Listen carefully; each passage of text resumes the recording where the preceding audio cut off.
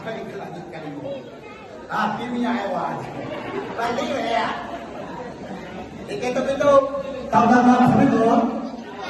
Siapa? Siapa main? Keren. Aku lagi saja ustaz saya itu. Nggak bisa menceramah bola. Tapi kan itu di padu apa dia? Nabi dia mana macam. Ternyata Nabi itu tahu siapa-siapa yang bersentuhan kulit dengan Muhammad sudah dipastikan masuk surga. Jadi bahwa bapakku dan lain-lain nan barundi bersuatu Muhammad itu asli Muhammad. Karena malaikat jin iblis tidak bisa menyerupai wajah Muhammad. Contoh malam dekor bermimpi itu dengan Muhammad. Amin. Muhammad nama Maido.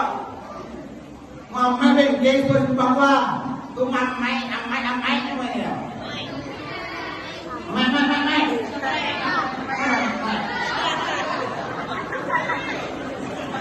Telepon berada. Tahu dong. Telepon berada pada ayahnya lah. Nabi nado nama amai dah. Apa lu amai? Disuruh dikumpul tanya, mana buka? Allah. Mana buka? Amai. Enggak ada Nabi namanya Muhammad. Nama Nabi itu Muhammad. Mai. Saya bangga. Nah, dibuka itu langsung bertemu dengan pengundi kalimu. Nama Nabi Nabi Harun alaihi. Siapa yang mengundi lagi pertama? Lagi kampe. Sama sekali. Siapa nilai kali itu? Ustaz pun tahu ya. Siapa nilai kali mau? Aku ya kan Ustaz pun tahu ya. Ustaz itu tahu ya. Nah, pas mau dengan Nabi Harun, ternyata pas buka pintu, Harun kok wajahnya aneh.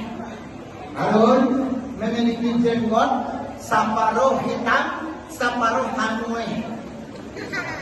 Lihatul kabiyad wal aswad, jenggotnya Harun itu hitam separuh, hanui separuh. Dijalan di Muhammad, Harun, wah, ayam boy. Bagaimana? Awak payah luha. Tiba, bagaimana? Aku bersyukur dong. Mai, kau bukti Musa, abangku marah kepadaku. Siapa Musa itu? Ternyata Harun dan Musa kakak beradik. Siapa kakak beradik? Harun dan Nabi Musa. Yang kakak beradik. Harun tinggal di kampung menjadi jubir. Tahu jubir? Juru kita. Musa baik kamu tidur sini. Sampai bulan malam. Beribadah kemudian tidak pulang-pulang. Datanglah Dajjal ke kampung Musa.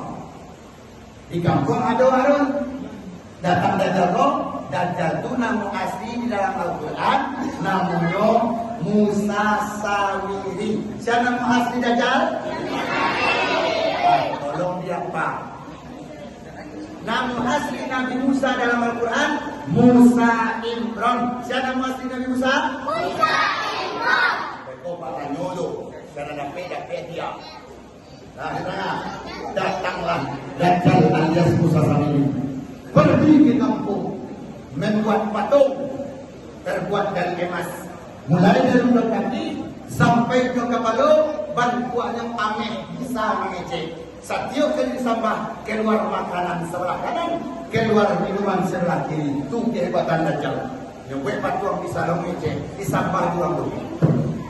Hamdi jikiri syikiri, tumi jikiri syikiri.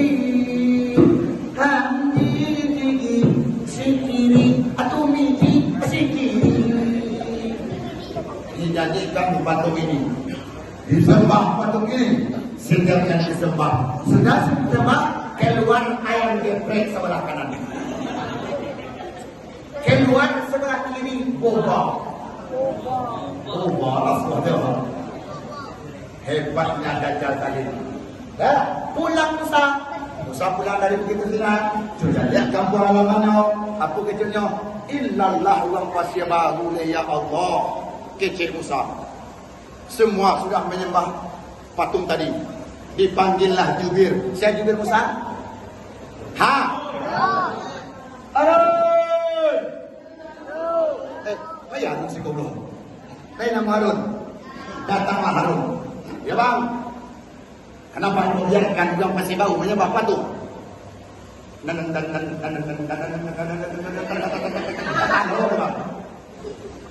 Tidak terlalu banyak. Jangan. Tidak sayang. Jangan. Telo lidah Harun mengecek Musa. Ternyata Musa kau panggilang. Kenapa engkau biarkan umatku menyembah patung? Beyang nyok Harun. Nyohan dia batang di Harun.